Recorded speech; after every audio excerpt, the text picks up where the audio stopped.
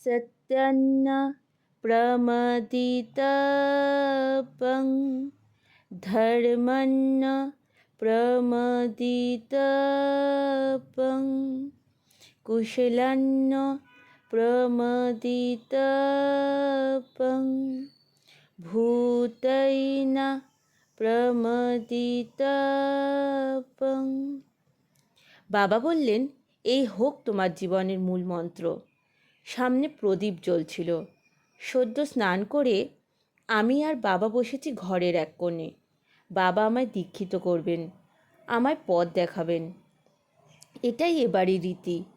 ছেলেমেয়েরা একটু বড় হলেই বাড়ির গুরুজনই তাদের কানে প্রবেশ করিয়ে দেন জীবনের মন্ত্র। আমি তখন পঞ্চম শ্রেণী। বাবা আমার কোলের ওপরে রাখলেন রবীন্দ্রনাথ, বললেন, প্রণাম করো, ইনিই তোমার গুরু। আমি রবীন্দ্রনাথ এবং বাবা দুজনকেই প্রণাম করলাম। জিজ্ঞেস করলাম, ইনি ঈশ্বর বাবা? বাবা হাসলেন, বললেন, বড় হও, বুঝবে। আমি রবীন্দ্রনাথ পড়তে পড়তে, রবীন্দ্রনাথ শ্রদ্ধা করতে করতে নবম শ্রেণীতে যখন আমার পায়ের পাতায় বসন্তের ঢেউ লাগলো, কানের সামনে মুখ নামিয়ে সে গাইল, এই সুরে কাছে দূরে জলে স্থলে বাজায় বাজায় বাঁশি ভালোবাসি ভালোবাসি। আমি শিহরিত হলাম।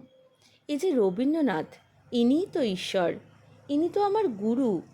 আমি ছুটে গেলাম বাবার কাছে। বাবা, বাবা, জানো, আজ কোকিল ডাকছিল, সেই সুরে আমি যে আমার রবীন্দ্রনাথকে পেলাম। কিন্তু তা কী করে হয়? উনি যে... বাবা হাসলেন, আমার মাথার উপর হাত রেখে বললেন, উনিই তো বসন্ত। তিত্তির করে উঠল আমার ঠোঁট। এই প্রথম আমি রবীন্দ্রনাথকে প্রেমিক ভাবলাম। বাবার সামনে থেকে এক ছুটে ঘরে এসে বিছানায় উপুড় হলাম।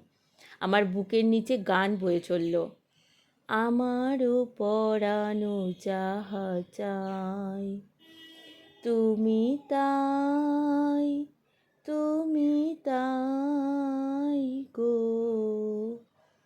একদিন আমার বসন্ত প্রখ্যাত গবেষক হয়ে বিদেশে গেল।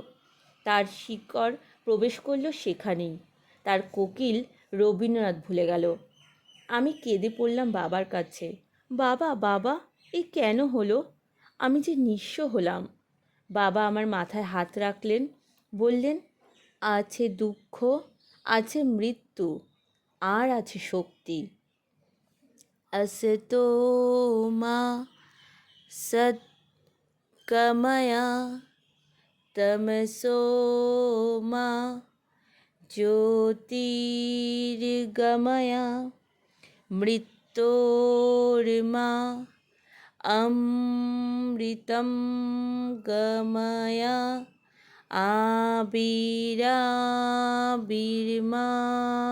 আবিরাবির্মায়েধি রুদ্র যজ্ঞে দক্ষিণং মুখং তেনো মং পাহি নিত্যম।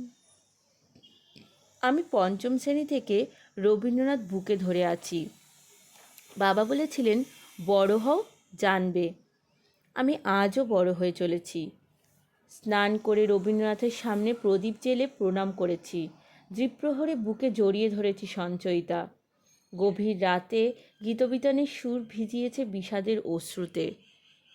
আমার বুকের গহনে সোনার তরী ভেসে যাচ্ছে আজও।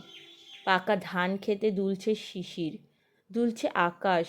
বসে আছি কূলে, আমি আর রবীন্দ্রনাথ।